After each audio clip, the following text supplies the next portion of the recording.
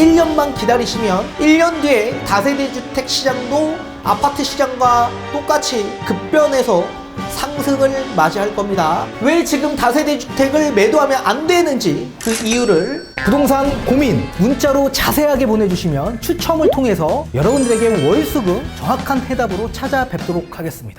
뒷번호 0508님께서 보내주신 부동산 고민입니다. 이 대표님, 앞으로 빌라 시장은 어떨까요? 3주택 중에 빌라가 2채 있는데 팔아야 할지 고민입니다. 역삼에 한 채, 석촌에 한 채 있습니다. 항상 귀감이 되어주셔서 감사합니다 라고 보내주셨습니다. 전문가님 답변 부탁드리겠습니다. 네, 일단 답변부터 드리도록 하겠습니다. 저는 보유하시는 쪽으로 의견을 드리도록 하겠습니다. 지금 매도를 계획한다고 하더라도 매도 자체가 불가능하고요. 또 지금 매도하면 엄청난 후회를 할 가능성이 높기 때문에 기다리십시오.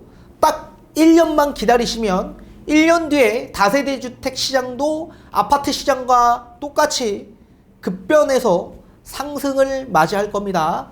기다리십시오. 그 이유를 뒤에 판소를 통해 좀 더 상세히 설명을 도와드리도록 하겠습니다. 자, 우선 이 다세대 주택은 아파트의 대체주택 역할을 수행합니다. 이 큰 명제를 이해하셔야지만 왜 지금 다세대 주택을 매도하면 안 되는지 그 이유를 명확하게 알 수 있을 겁니다. 자, 우선적으로 이 다세대 주택 언젠간 또 매력이 높아지는 시기가 찾아올 텐데, 이 다세대 주택의 매력도가 높아지는 시기가 찾아오면 반대로 아파트의 매력도는 낮아지는 시기가 찾아올 겁니다. 자, 다세대 주택은 아파트의 대체주택 역할을 수행한다라고 말씀을 드렸기 때문에 반대로 아파트의 매력도가 높아진다면 다세대 주택의 매력도는 낮아질 수밖에 없는 거죠.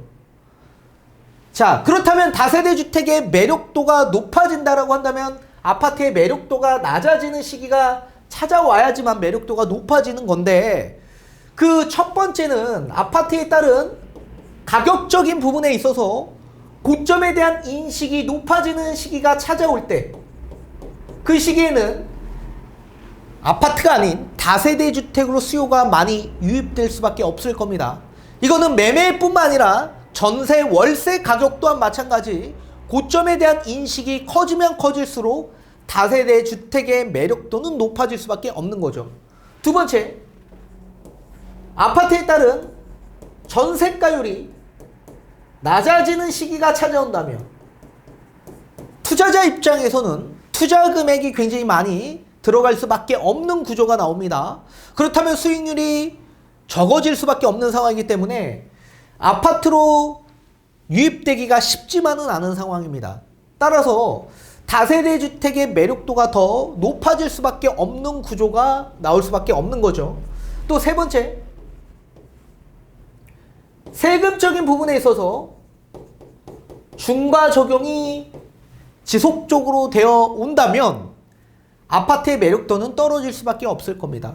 가뜩이나 아파트의 가격에 고점 인식이 커지고 있는 상황에 아파트 가액도 높죠. 이런 상황에 취득세도 중과 적용이 되어서 최대 12%의 취득세를 납부하게 된다고 한다면 사실상 아파트 시장으로 유입되기가 쉽지만은 않은 상황입니다. 자, 만약에 지금 서울 아파트 상승기에 10억 중반의 중위가격이 형성이 되었었는데, 만약에 10억 중반에 12%의 취득세 중과를 적용하게 된다고 한다면 취득세만 하더라도 1억 2천 이상이 나옵니다. 들어가기가 쉽지만은 않은 상황이죠. 그리고 또 양도를 한다고 하더라도 양도세 중과 적용으로 인해서 양도를 내면 내 뜻대로 하기가 쉽지만은 않은 상황입니다. 또 그렇다고 해서 이 물건을 또 고스란히 보유한다고 하더라도 종부세에 대한 중과 적용으로 인해서 사실상 큰 부담이 지어질 수밖에 없는 상황이죠. 따라서 아파트의 매력도가 떨어지기 때문에 그 대체 주택으로 수요가 많이 유입될 수밖에 없는 구조이다. 그리고 네 번째, 대출에 대한 규제 정책이 도입되면 당연히 아파트의 매력도는 떨어질 수밖에 없을 겁니다. 지금 15억이 초과되는 아파트 투기과열지구 내에서 대출이 한 푼 나오지 않았었습니다. 그렇다면 서울 아파트 시장에는 현금이 많은 분들만 유입될 수밖에 없었겠죠. 또 9억이 초과될 경우에도 20%의 LTV가 적용이 되고 9억 이하는 40%밖에 적용이 되지 않았던 시기가 있었습니다.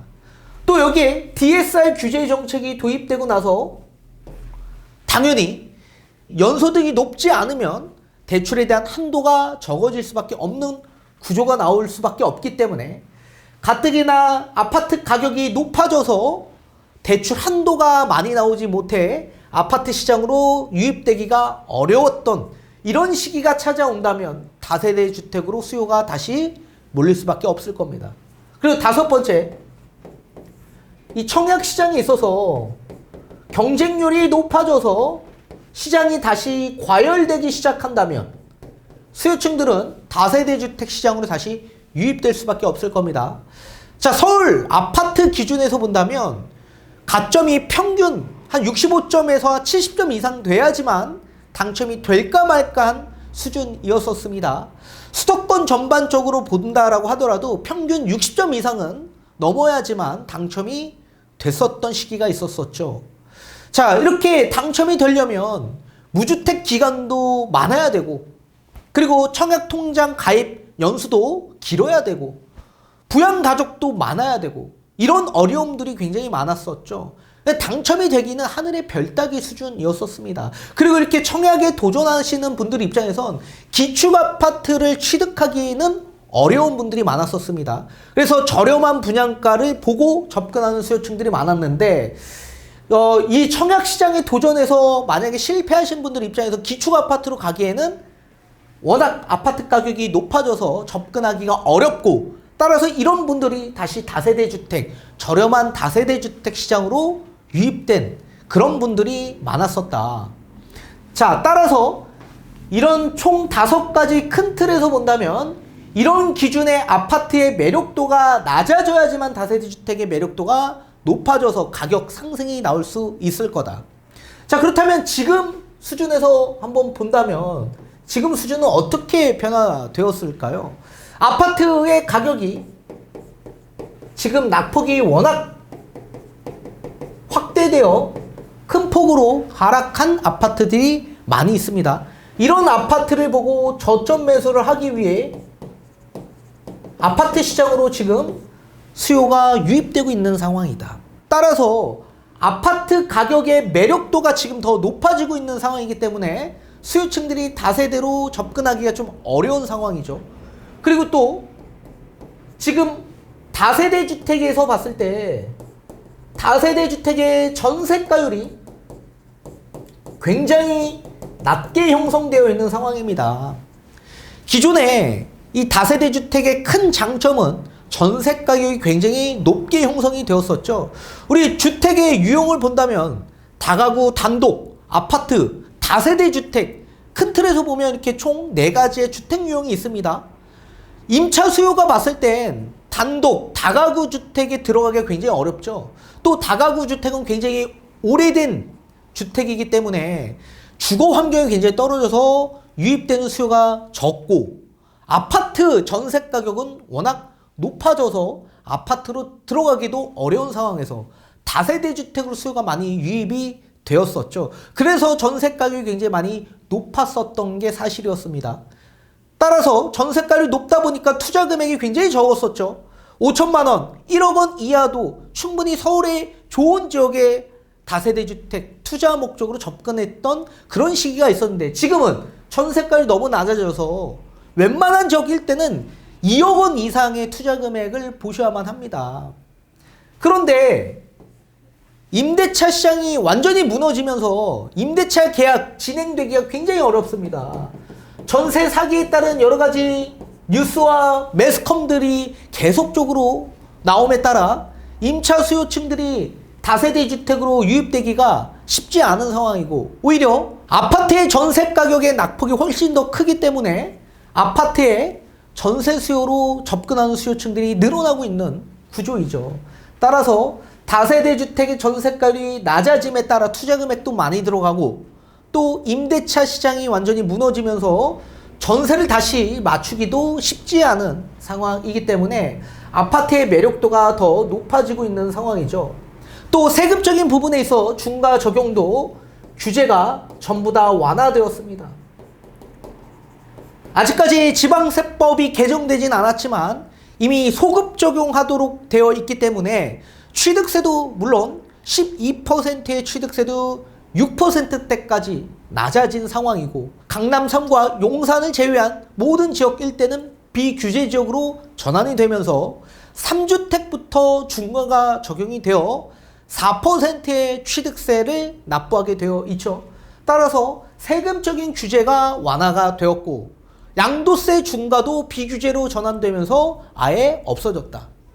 또한 종부세에 대한 부분도 공제액도 6억에서 9억까지 상향 조정이 되었고, 또 여기에 조정 대상 지역 2주택 이하 또는 3주택 과세 표준 12억 이하인 분들은 기본 세율이 적용되지 않습니까? 그러니까 그만큼 세금적인 부분이 완화되었기 때문에 아파트 시장으로 유입되는 분들이 많아졌다. 또 대출에 대한 규제 정책, 이 또한 마찬가지 대출이 완화되었죠. 지금 15억이 초과되는 아파트에 따른 대출 규제, 대출 금지가 지금 이제 전격 다 시행이 되고 있는 상황이고요. 규제 지역 일대에서도 대출이 한 푼 나오지 않았지만 이제는 LTV 50%대까지 나오게 되었습니다. 다주택자도 LTV 30%까지 나올 수 있죠. 또 지금 1주택 같은 경우에는 비규제 지역, 서울 전반적인 지역 일대도 LTV 80%까지 받아볼 수 있게 되었고, 또 DSR, 이 규제 정책도 도입되어 있지만 제외되는 상품도 있죠. 특례 보금자리, 이 특례 보금자리론 대출도 마찬가지 9억 원 이하 주택 같은 아파트 같은 경우에는 DSR 제외돼서 디테일 수준만 60%가 적용이 되는 상황이기 때문에 연소득이 높지 않더라도, 그리고 다른 대출이 있다라고 하더라도 특례 보금자리론 대출 받아서 아파트 내 집 마련하시는 분들이 늘어날 수 있는 구조가 만들어지고 있는 상황이고요. 또 지금 청약시장 어떻게 변해졌습니까? 무순위 청약이 가능해졌죠. 자, 기존에는 무주택자 그리고 당해 지역 거주하시는 분들 한해서만 미계약분에 대한 청약을 하실 수가 있었습니다. 줍줍이라고 하죠. 그런데 이제는 당해 지역을 거주하지 않더라도 지방에 있는 분들도 서울에 있는 아파트에 청약에 도전할 수 있게 되었고, 주택이 있는 분들도 도전할 수 있고, 청약 통장도 필요 없게 되었고, 또 이제는 세대주만 했던 무순위 청약이 아닌 이제 세대원도 같이 함께 무순위 청약에 도전할 수 있는 기회가 열려 있었다. 여기에 지금 중도금 대출 전격적으로 전부 다 해제되어 중도금 대출이 금액적인 상관없이 전부 다 나올 수 있게 되었고, 또 전매 제한도 해제되었죠. 언제든지 전매할 수 있도록 분양권 시장이 다 완화되었죠. 자, 이런 시장이 지금 만들어지고 있는 상황에 만약에 청약에 도전을 하지 못하는 분들이 있다라고 하더라도 주변에 신축 아파트가 많은 곳들을 잘 보시면 거의 분양가 수준에 나와 있는 아파트들이 굉장히 질비하다. 지금 워낙 아파트의 낙폭이 확대되고 있는 상황이기 때문에, 그러다 보니까 이제는 다세대 주택의 매력이 아니라 이제는 아파트에 따른 매력도가 높아지고 있는 상황이다. 그래서 우선적으로 아파트의 매력도가 높아져서 다시 고점에 대한 인식이 팽배해지고, 또 아파트의 매매와 전세 가격이 같이 함께 높아지면서 전세가율이 높아지지 않고 전세가율이 낮아진 상황을 유지하거나, 또는 세금적인 부분에 있어서 다시 중과 적용이 시작이 되거나, 또는 대출에 대한 규제 정책이 다시 하나하나씩 도입되기 시작하고 청약시장에 다시 과열이 일어나게 된다고 한다면 다세대 주택의 매력도는 더 높아질 수밖에 없을 겁니다. 따라서 다세대 주택은 하위 주택이고 아파트는 상위 계열의 상위 주택이다 보니 상위 주택이 먼저 상승하고 난 이후에 하위 주택이 같이 함께 상승을 할 겁니다. 따라서 하반기부터 서울 아파트 반등의 시기가 찾아올 수 있고 2024년부터는 전국적으로 다시 아파트의 상승이 나올 수 있는 구간이기 때문에 그 이후 1년 뒤부터 다시 다세대 주택의 상승이 시작될 수 있는 구간이 찾아올 수 있을 겁니다. 기다리셔야 합니다.